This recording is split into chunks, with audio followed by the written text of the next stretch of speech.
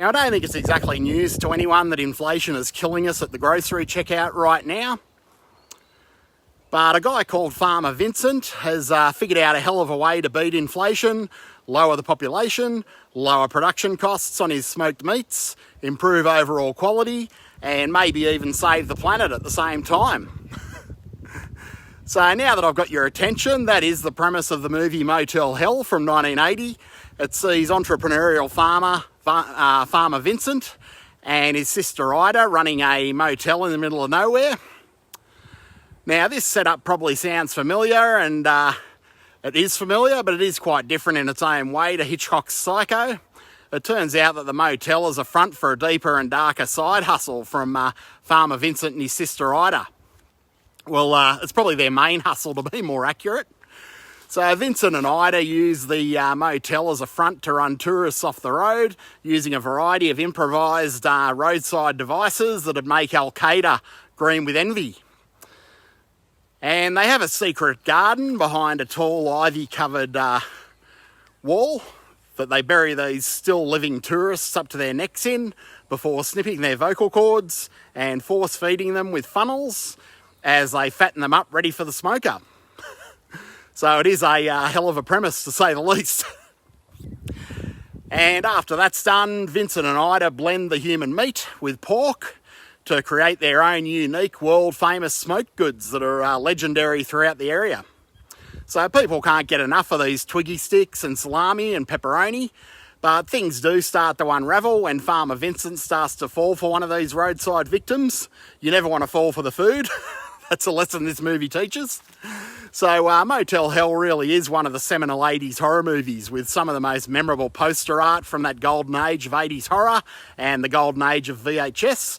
So this one has a kind of EC comic flavour to it and feel to it, quite like an EC Tales from the Crypt or Vault of Horror comic. Maybe because the UK director also made the Amicus horror anthology film From Beyond the Grave, another one worth checking out. So Rory Calhoun, who plays Farmer Vincent, steals pretty much every scene that he's in this movie. This guy was in a ton of westerns, and I think they were going for that type of character with Farmer Vincent, and Rory Calhoun is perfect. So, and Ida, his sister, plays a great second banana. I think she was in all the Porky's movies from memory. And then there's quite a few bit players you might recognise, like the postman from Cheers and Wolfman Jack, and others that I can't remember right now. So this is a very surreal, very cool movie. It's one of those self-contained universe sort of movies. It does feel like it takes place within the pages of an EC horror comic. And as an 80s horror movie about cannibalism, it is a lot more highbrow than you'd expect. It's a very funny movie without the smarmy elitism of a cocaine bear or a Sharknado. Probably I'd say that it's the thinking man's Cannibal movie, as it were. It even has this kind of David Lynch or Northern Exposure type sensibility at times, where everything is very earnest, but it does feel a little off. And some of the characters are wildly exaggerated, but somehow they do come off as very authentic. And Motel Hell really is one of those sentimental movies of the 80s for a lot of us, including me. Quite a favourite. Its heart and soul's in the right place, and its heart's probably in the smoker as well. Because, as they say in the movie, it takes all kinds of critters to make Farmer Vincent's fritters.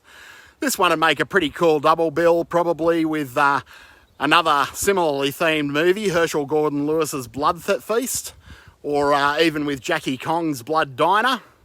If you haven't seen this one, I'd highly recommend it. It's a very cool movie and has some really wild and woolly characters, and certainly not one that you'll forget in a hurry. It's one of those perfect movies, perfectly structured, and pretty cool in that regard as well. So that is Motel Hell, one of the finest black satires, slasher movies of the 1980s, well worth seeking out if you haven't seen it, or if you have seen it, it's well worth watching for the 100th time, purely for Rory Calhoun and his sister Ida. They both really make this movie, and the tone's great. It's not exactly a horror movie, not exactly a comedy, something in between, And it does have that David Lynchian sort of feel of being in small town America, but being quite off at the same time, which is always cool. So I hope you've enjoyed this upload.